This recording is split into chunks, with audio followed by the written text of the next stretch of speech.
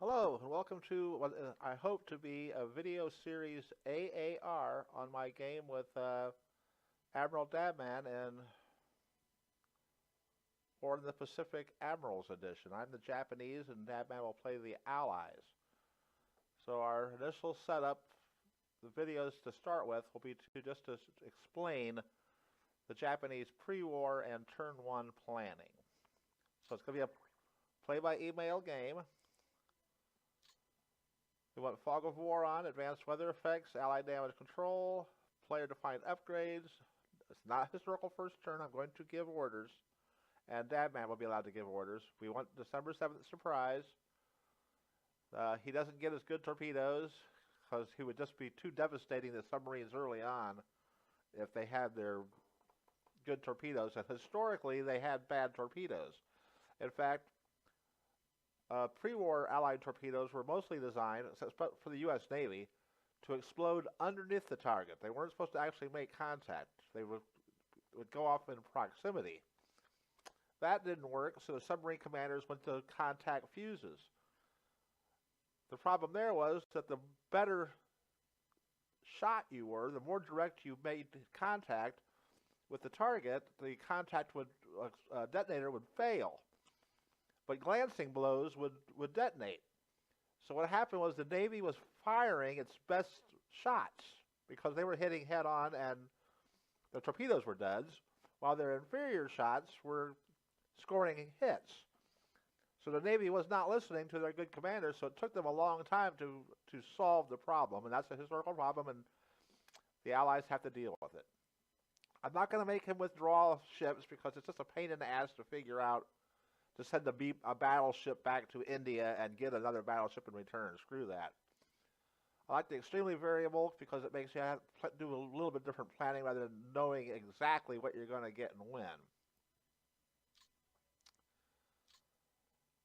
Combat reports, auto sub-ops is off. We'd like to do them ourselves.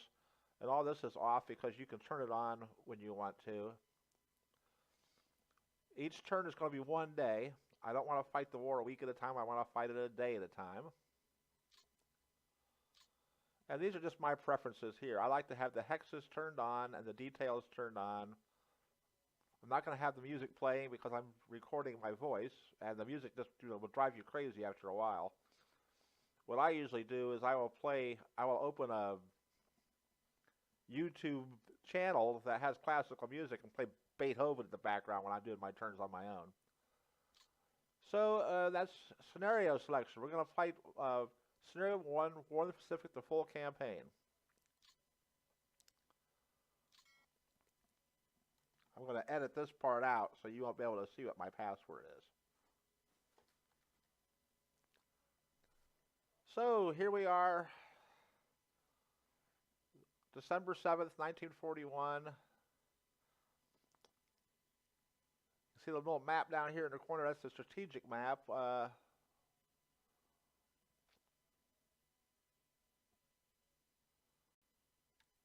There you go. There's the map of the Pacific. This covers the whole area that the game encompasses. This is a monster game.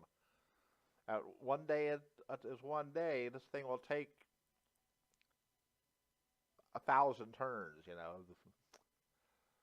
Anyway, here's the USA, here's China, Mongolia, India, Australia. The main objectives for Japan in this game are to secure China. This area is called the Southern Resource Area, the SRA. All the oil and resources that Japan needs to run its economy are located here. So the plan by Japan is simple. The Philippines is controlled by the United States. If Japan invades all this, the Philippines will interfere. So Japan strikes the U.S. Navy at Pearl Harbor and invades the Philippines. Then it goes about securing all the oil and resource centers in the SRA. Then it wants to have a defensive perimeter to protect all this. So it seizes all these islands down here in the South Pacific and establishes air bases and garrisons to keep the U.S. out while it hauls its stuff back to Japan. a lot of what we have to do on turn 1 is predicated by things we have no control over. You will see in the list of all ground units,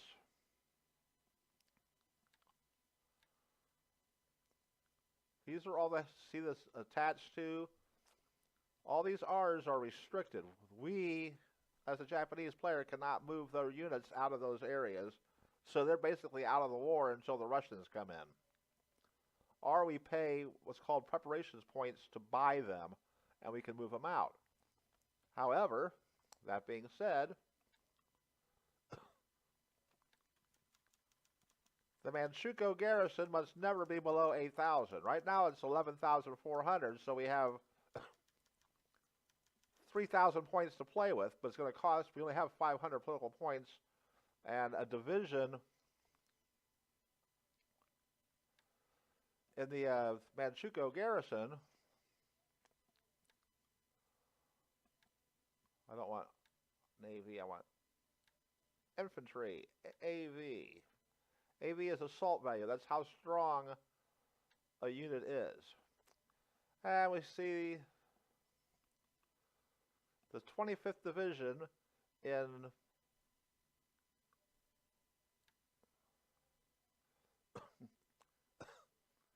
political points to convert our preparation political points is 1,912. So basically we get 1,500 a month, and we have to spend points constantly for, you know, to change air group commanders, to change division commanders, to change what we're going to upgrade an air unit to. So they all cost points. So it'll take months to get that division out of where it's at.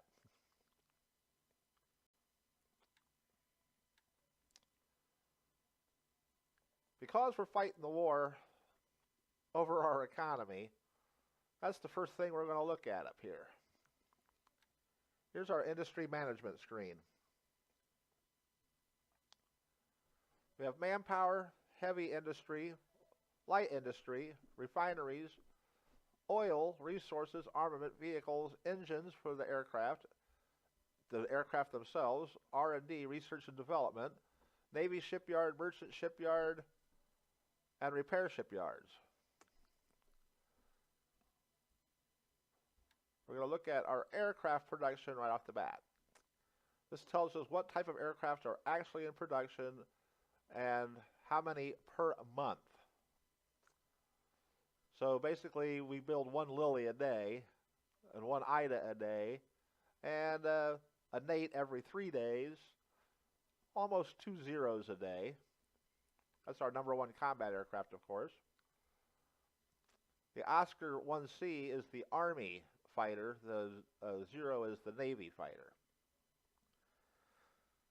Everything for the Japanese is split into Army or Navy. They can't, like the Army cannot fly Zeros and the Navy cannot fly Oscars. But over here we see that this is how much supply is in the city of Gaifu per turn to build these Lilies, right? Well, you need, in order to upgrade a factory, you need at least 10,000 points. Supplies required is multiplied by 3. So if I tell it I want 4,000 supply points there, it'll try to keep 12,000 supply points there, which is over the 10,000, which is good. I might have to up that to about 7,000 if I need 20,000 points, because I'll show you why. So the Lily. If I want to upgrade the Lily, right now I'm producing 34. If I want to add 1 to it, it'll cost me 100 supply, 10 heavy industry, 10 manpower, and then of course the extra engines. We're not going to do that now, but that costs points, so you want to have supply points there. Let me end this video here. Well, not end it. I'm going to go check to make sure that I'm actually recording the way I want. So there'll be a there'll be a little pause here. And everything looks fine in recording, and I want to correct something I said previously. That's not how much they need per day. That's how much is there at the moment. I upped it because I need more than 1,400. I need at least 10,000 there at all times. So that'll give me 12,000 after it moves. Things will, the resources, supply, and oil will all move automatically as requested over rail lines or roads. As long as you have a connection in a rail line, the dark black line is a rail line, and the gray is a bigger road, and that's a smaller road, and supply and resources will move down them to where you're requesting it if they're available.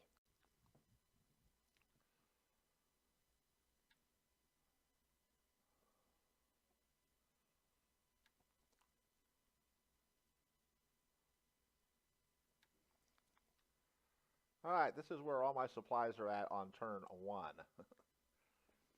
They're all in Hiroshima, Curie, and Tokyo, and Kobe, and Truk, which is good because Truk's my main base in the South Pacific. We'll have to feed these supplies to the all the little daughter bases that the headquarters at Truk will control. Every base is controlled by headquarters. Every unit is controlled by headquarters. Every air unit is controlled by headquarters. Every ship is controlled by headquarters. Your distance to and from the headquarters and the leader assigned to command it all affect, well, basically every aspect. The combat, the resupply, repair, all that. And supplies are generated by light industry, which consumes resources. Now, it looks at first that we have a lot of resources. And if we were at peacetime and able to import, we wouldn't have a problem. But the whole source of the war is resources and oil. This is China. Japan entered China around 1937. Japan was trying to end the war in China, where it had already lost over 1 million men, but the Chinese were like, no, we're not going to stop, because they were being fed supplies through Indochina, which was controlled by the French. Well, in 1940, the French surrendered to Germany, and Japan came up with the cunning plan. If we cut off the supplies to the Chinese, maybe they will agree to end the war. So they occupied Indochina, and that cut off these roads that were feeding China. The Americans and allies, in response, put an embargo on Japan on all their oil and other resources that they were importing. These are all Dutch flags. The Shell Oil Company is all down here. All these places are oil centers, right? See, 100 oil in there, 300 oil there, and a refinery that makes fuel right there. So now Japan no longer can import this material, and they still have their war in China. So that is the root cause of the war in the Pacific. It stopped being the war in China and became the war in the Pacific. So now China is getting supplies over this road from here. This is called the Burma Road because it goes through Burma, and these are the Himalayas, and they fly aircraft from Lashio to here and that bring in supplies. So one of the objectives of the Japanese is to move into Burma and cut this road. And finally, hopefully that will cut off supply to China, and the Japanese can finally achieve their longtime objectives in China. But meanwhile, they have to deal with the British and all the United Kingdom units, the Dutch, and the Americans, as well as the Chinese. And at some point in the future, the Russians. Now, the Japanese do not want to start a war with the Russians. They've got their hands full. But in 1945 or thereabouts, or if this garrison gets below 8,000, that will activate the Russians, and you'll have a whole new front to deal with. And the Russian army in the Far East is nothing to laugh at. It is true in the winter of 41, about the time the war starts, that the Russians are being pushed back on Moscow, and they do pull some armor units out of the Far East, but they still leave a lot of combat units here. And the Japanese and Russians have already fought previously, and the Russians basically stomped the Japanese, and the Japanese, sued for peace.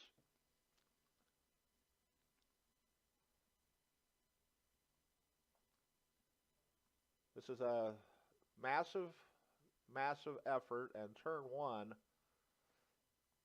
is quite time-consuming, and I will try to edit the videos so that they're not too excruciating to watch. And I'll break it down.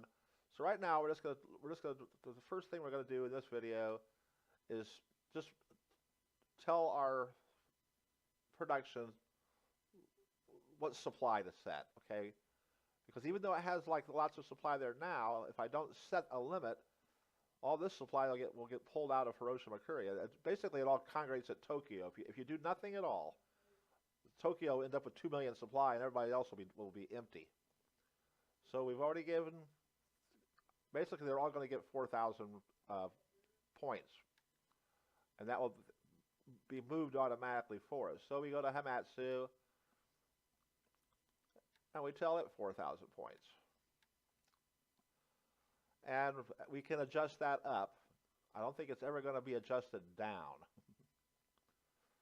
Harbin is up there in Manchukuo, but as you can see, it has an aircraft factory, which is producing the Nates, which I'm going to probably change to Oscar C's.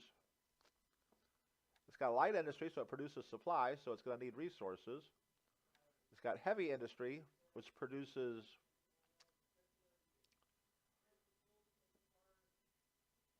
supply. Then we have 400 resources there and manpower.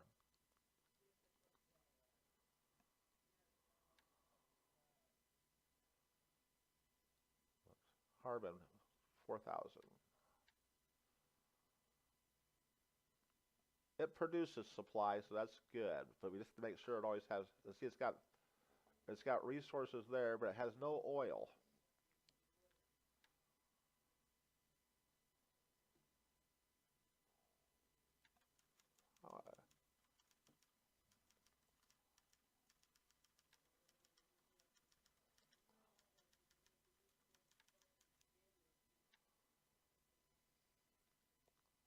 Where all our heavy industry is at. Not all of it is in Japan. See, Bangkok's in Thailand, Canton's in China, Harbin's in Manchukuo, Mukden's up there in Manchukuo. Those places are pretty safe. They produce oil and resources, and that shouldn't be a problem for us to move. Port Arthur is an interesting place. It's right there.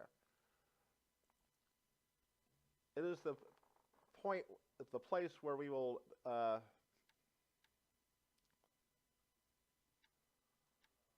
be shipping lots of the excess to the home islands. It has a shipyard, which is good. It has a merchant shipyard, which is good, because the Allies know that we're going to haul resources stuff from Port Arthur to Japan. So guess where submarines are going to be operating? Right along this area, right? So there will be damaged merchant ships that have to go to repair, and fortunately, Port Arthur has a repair shipyard for merchant ships, which will probably enlarge. The size of ports and airfields determine the amount of traffic they can handle and the capability for rearming and repairing ships. The larger an airfield, the more aircraft it can handle, and the larger aircraft. You need an aircraft of 4 just to fly a multi-engine bomber.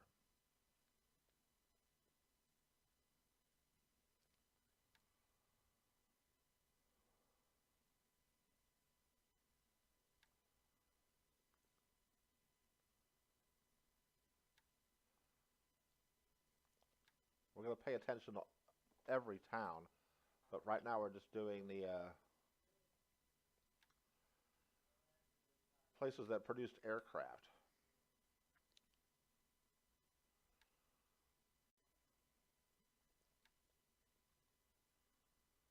See, this place has multiple factories, so it'll probably want more than 4,000 points.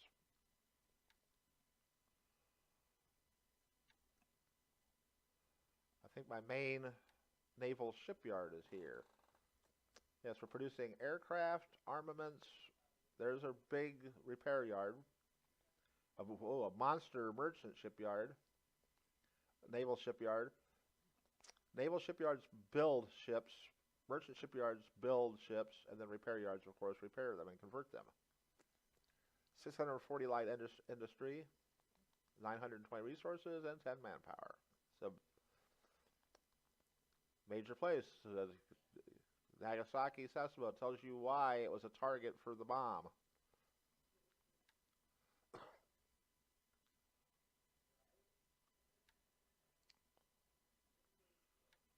Yes, a lot of this turn 1 is clicking. Excuse me.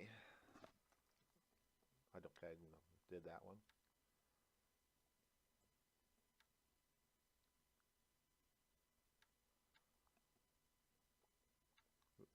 Very monotonous on turn 1.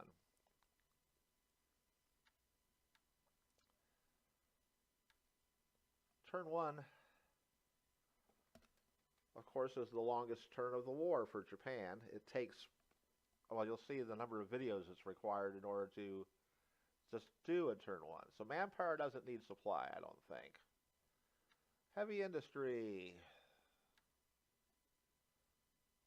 Kick that up.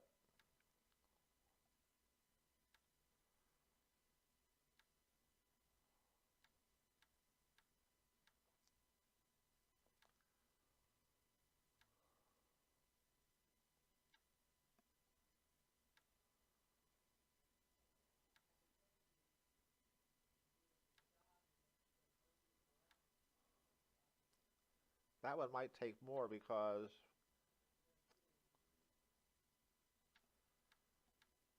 it was, whoops.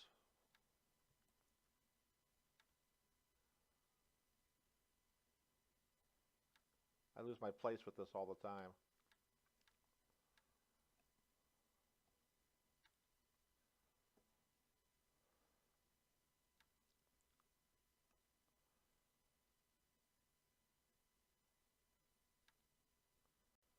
All those places that are red or orange are going to need deliveries.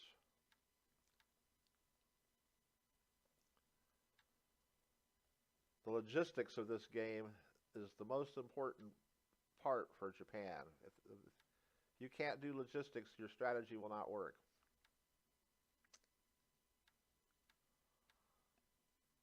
It's better to have a small, well-supplied, well-equipped force than it is a large, starving herd. So Mukden was the, whoops, Mukden was the last one. Where are we at? Mukden.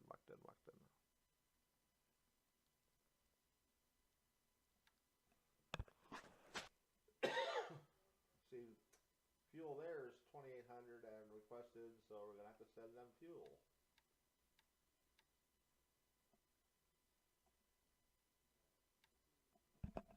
Oh, I moved my microphone away. I said that it was in red. You gotta send something to it.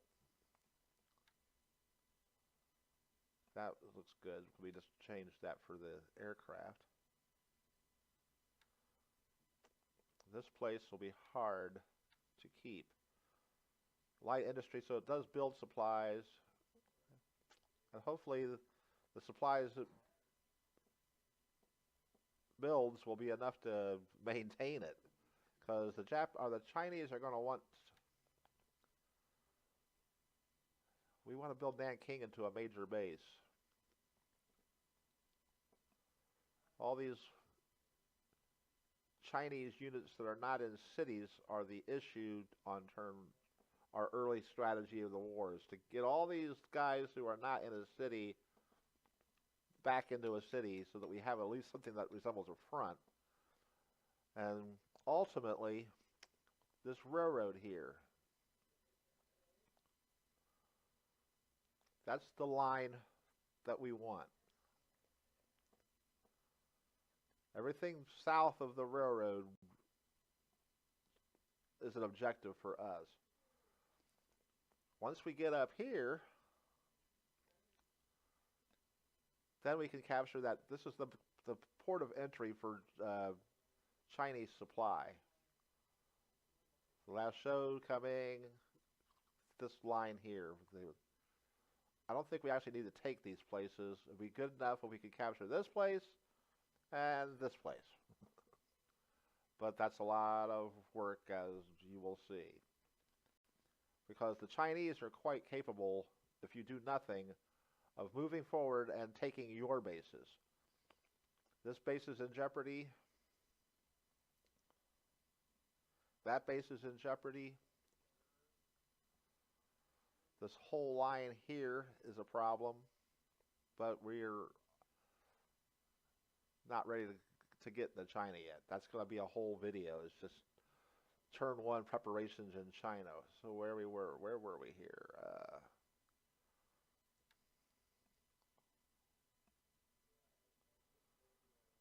Light industry, heavy industry, resource. Hopefully these places that have light industry, we can actually turn down what they're asking for. Saigon, here's our main Indochina place. It's already asking for a whole bunch, and that's pretty much what it has. See, it's got a repair yard, some light industry, some heavy industry, some resources, and some manpower. So hopefully it can maintain itself. But the shipyard, the repair yard, is quite important, because any ships that get damaged in this whole area, and there's going to be quite a few of them, will try to go there.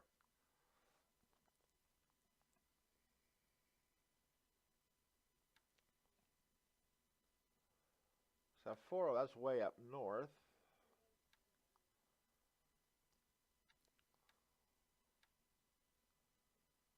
See, it has a lot of resources to begin with. It's got light industry, a lot of light industry, heavy industry, oil, resources, and manpower. It's the main place on Hokkaido. We'll be shipping the resources from here to here, and then they will be distributed where they're needed by the rail. The good thing about this, well, it's a good thing and a bad thing. The good thing is it's close. The bad thing is it's a submarine magnet. There'll be, if you're the Allies, you're going to put submarines with mines are going to lay mines in here. So we have to have minesweepers and anti-submarine warfare ships and aircraft constantly watching this little area here.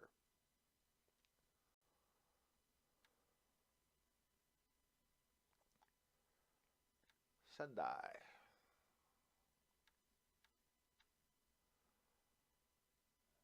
Aircraft assembly, 0. Oh, they're researching. I do not mess with the R&D that much. I just leave it alone. You know. It's also home to the 2nd Division, which belongs to the 16th Army, except for the 4th Regiment, which belongs to the Southern Army, which really makes me angry. Because I got to pay political points in order to get this division put together, and it's all pretty much right here. This component starts already loaded on its way to Kunching, which is in frickin' Borneo. Well, I tell it to unload right off the bat because I'm going to put the division together and use it in Mindanao. Luzon first, Mindanao second. So we tell it to unload. And the other part of the unit is right here. And we're going to tell them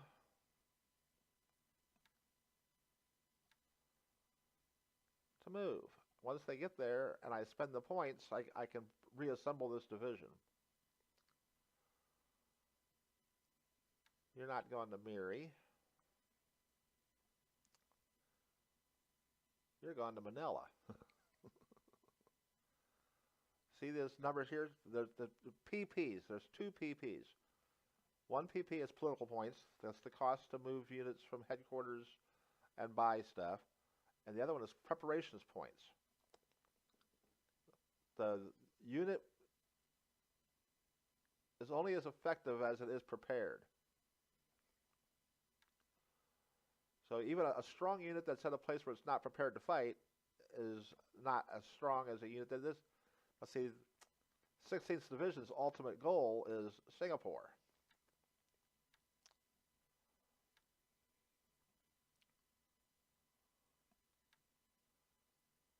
I think they can still crush the troops on Mindanao, even with their preparations points.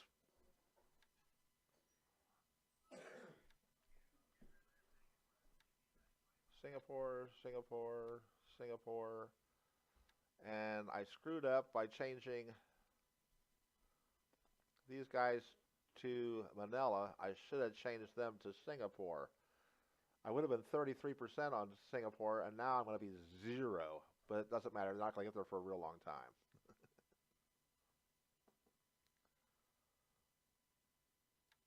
But okay, so we were at Sendai on our supply when I'm easily distracted. Shanghai. This is our main port in China. All the expansion, I turn all that stuff off at the start until I can make sure that the places have the supply to spend building. Ooh, a good repair yard. Good merchant shipyard. So, for future reference, any ship that gets damaged in this area will head for Shanghai. I have are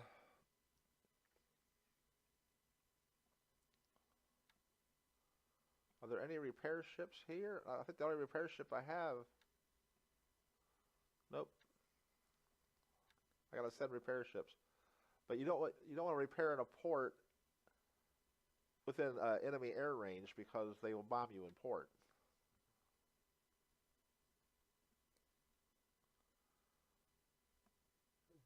Everything is done underneath an air umbrella.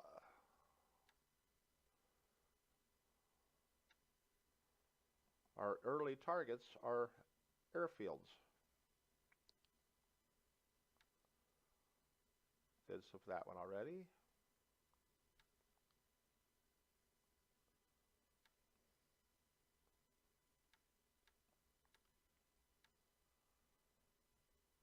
Light industry, heavy industry, okay.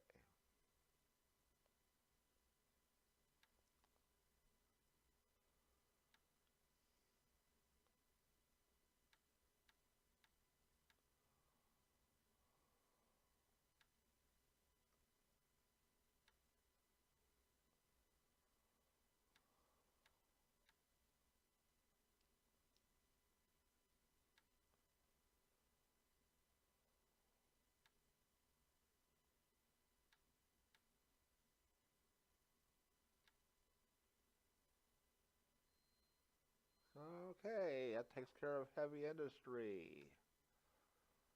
Light industry builds its own supply, but I think all these cities are places we've already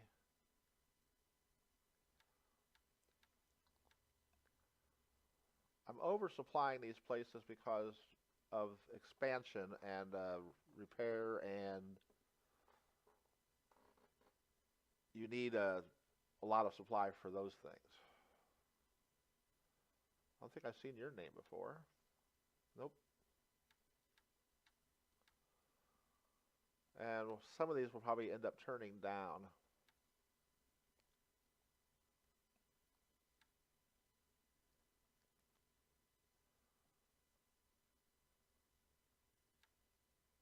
Well, it looks like we got most of them. Okay, on turn one,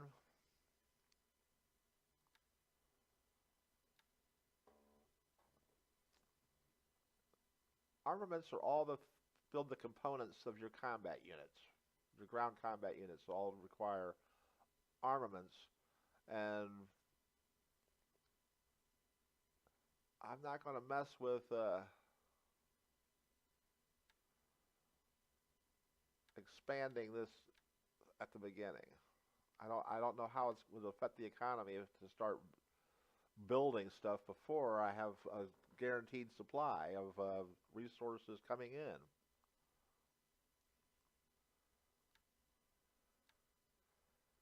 All your tank units and your supply is moved by vehicles, and Japan does not really build too many of them. I think we already got all. No, we didn't get this place yet.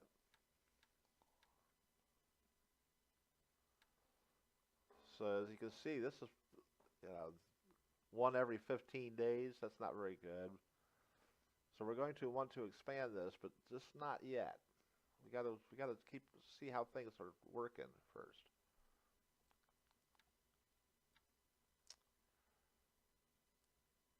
The Nakajima HA-35, almost our Zeros, our Oscars, so many aircraft use this engine, and some of them use multiple engines. And we're only building, is that 5 a day? 6 a day. So, that may not even keep up with the production. So if we go expanding our aircraft production, we have to expand the engine production. And you probably want to expand the engine production before you expand the aircraft production. I think it even tells us something over.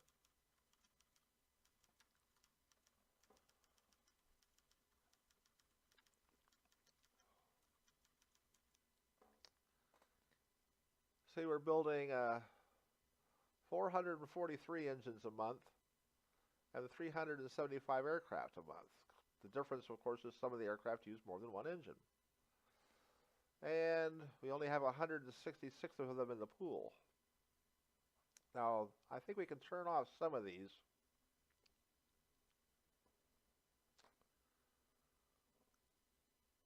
Let's see what the aircraft we want. The Sally uses the HA-35. The HA-5. Sally. Nakajima HA-5. There's a, okay. And we're building 7 of them. Yeah, so that's gonna affect. We're not even building the Sally 1s. How many Sally 2s are we building? 23 a month.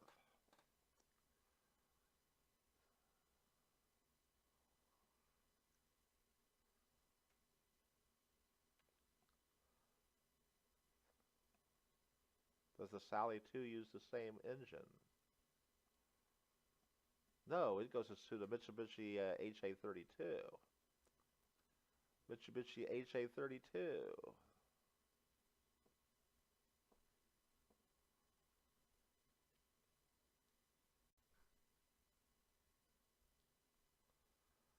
I must have read something wrong there. 2 Sally. Mitsubishi HA-32.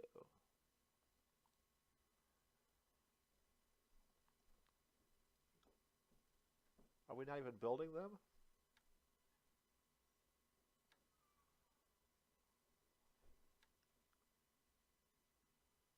Mitsubishi HA-32. Okay, we're building 2 a day. Okay. We just don't have any in the pool.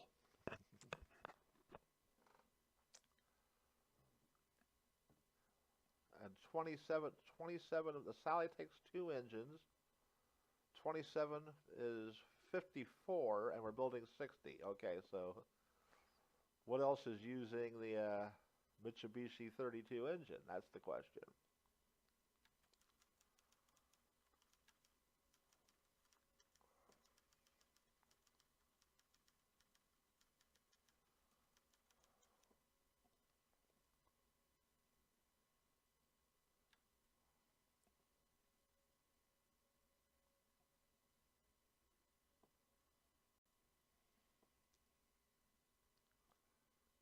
The Betty is using the Mitsubishi HA-32. I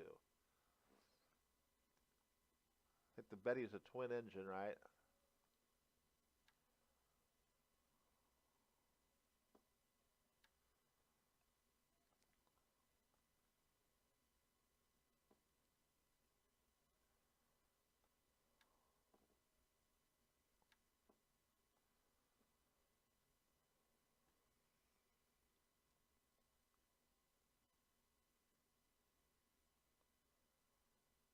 Where does it tell us how many engines the freaking thing has? I'm pretty sure it's 2 engine.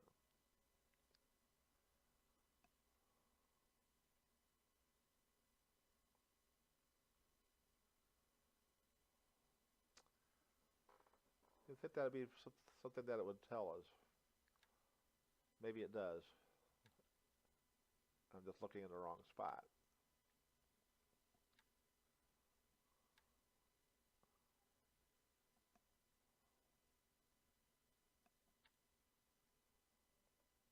The Betty mounts 2 Mitsubishi HA, yeah, so it's a twin engine. That's what we thought. So, going back.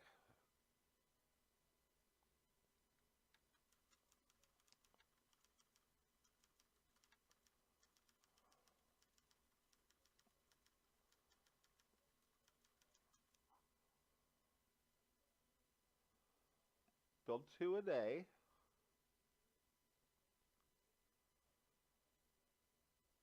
There's 50 a month.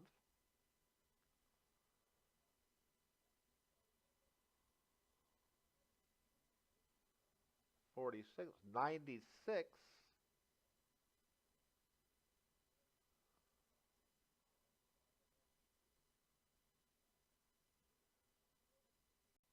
So that's 96 a month we need, and we're only building 60. So we got to expand it by 36 in order to meet our production goals for the Betty and the Sally. I don't see anything else using that engine.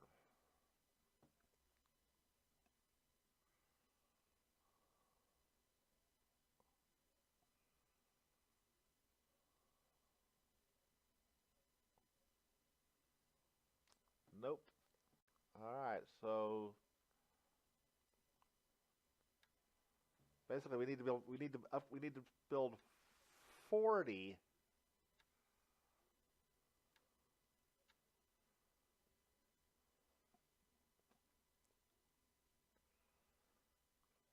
Nagoya needs to upgrade. That's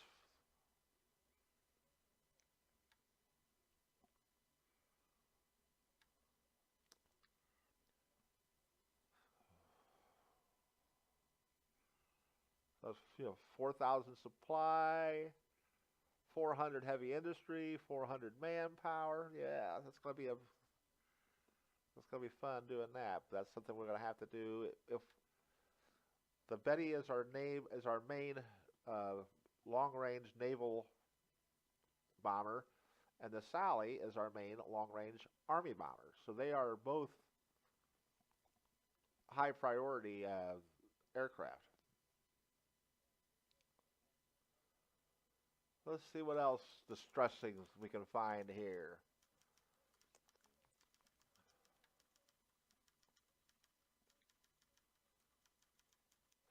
The HA-35, we're building 180.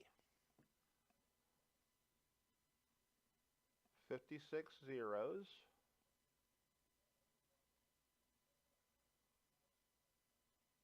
Plus 66. 112.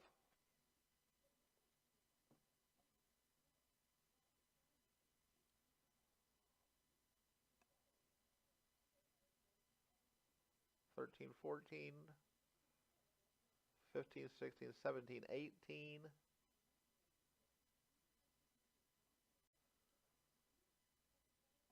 And that's what we're going to build it of. So far we're using 118 of them at least. So some surplus might be being produced, which means we can expand a little bit. Well, no, I take that back because this is a twin engine plane here.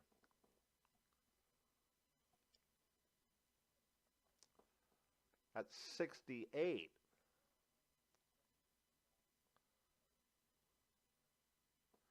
It's 124. 156.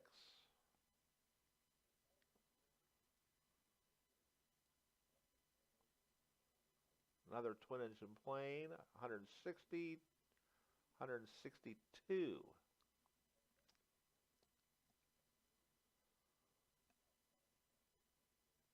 162 out of 180. Okay. We got 18 to play with. I could increase zero production by 18 or, well, without increasing engine production, I can't increase aircraft production too much. Something to look at. Okay, I don't want these videos to be too long themselves.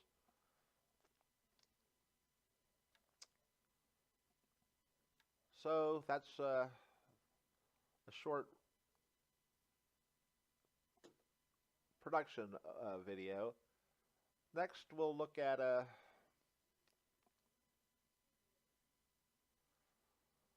we'll just go through the aircraft. I'm going to tell everything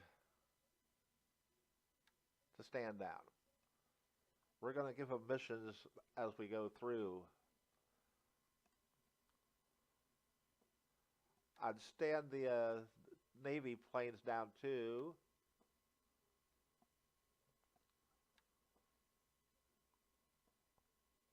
There's none of our aircraft are flying. We'll have to give them orders.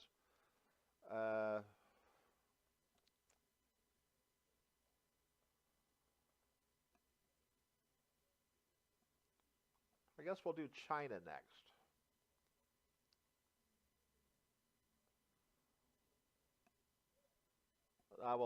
Next video we'll look at merchant ships. How's that? Okay, well, I hope I didn't bore you too much. This was very tedious, I know. And I'll catch you next time.